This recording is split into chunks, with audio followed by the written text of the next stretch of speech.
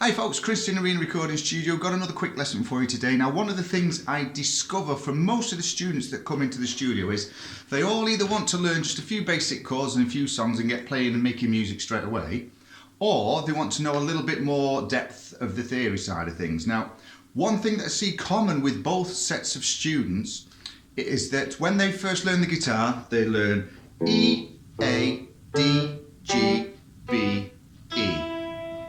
They tend to stick with just those open strings. And then they also know E, A, D, G, B, E.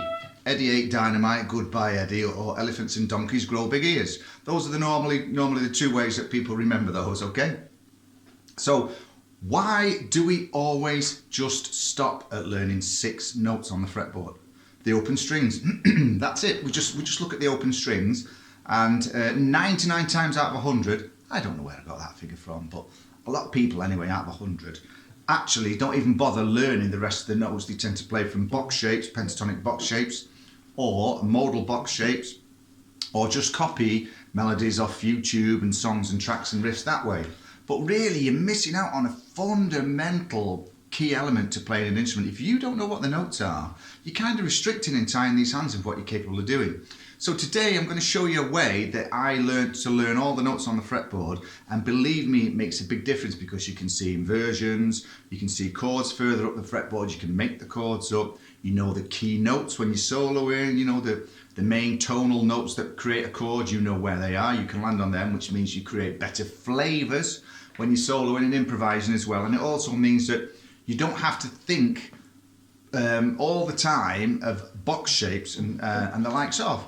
So obviously we've got A, B, C, D, E, F, G, the main notes, and then we've got the sharps and flats in between and the enharmonics, you know, all those kind of things. But today we're just going to focus on learning one note, the A note, and finding where that is on the fretboard.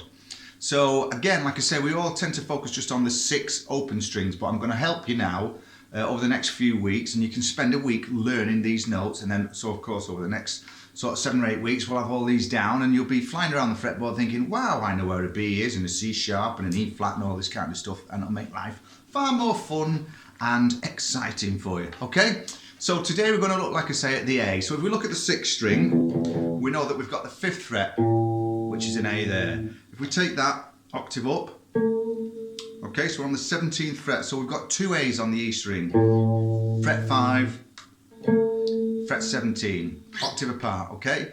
Then the next string from your Eddie ate dynamite is actually an A, so we know we've got an A there, and then we know that an octave, we have an A there on the 12th fret.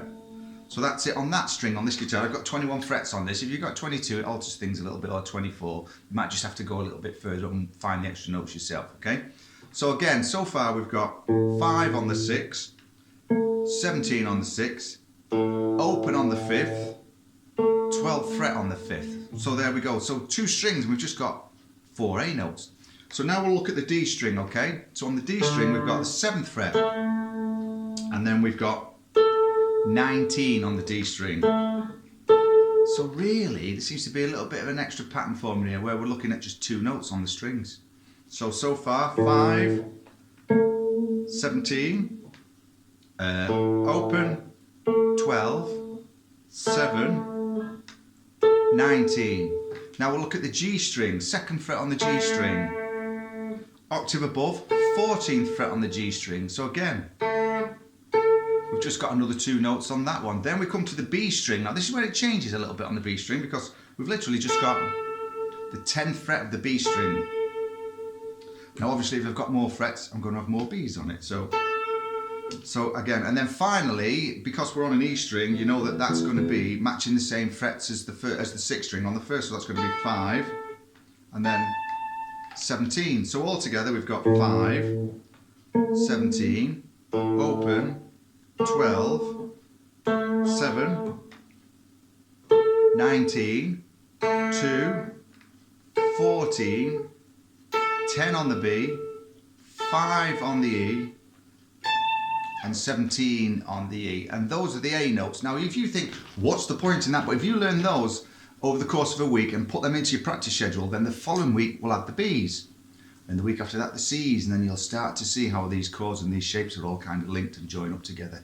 So stick with this because it really is something that we all neglect as guitar players, and it does unlock a lot of extra ideas and skills that you can apply in your playing and your improvisation. So just spend a few nights between now and next week, and I'll put the next one on for you next week, of where we look at the A's and the B's together, and then the A, B, C's, and then the A, B, C, D's, and so on. And then we'll look at the sharps, the enharmonic notes in there as well. And you won't have a problem if somebody says, play me an E flat. You'll go, there's an E flat and a G sharp and so on. And you'll be really, really impressed with it when you get to know them all, okay? So it's a little quick one for you. From me, Chris, thanks very much for watching. As always, like and subscribe to my channel. It means that I can put more content on. As always, stay safe, stay well, and keep on rocking in the free world.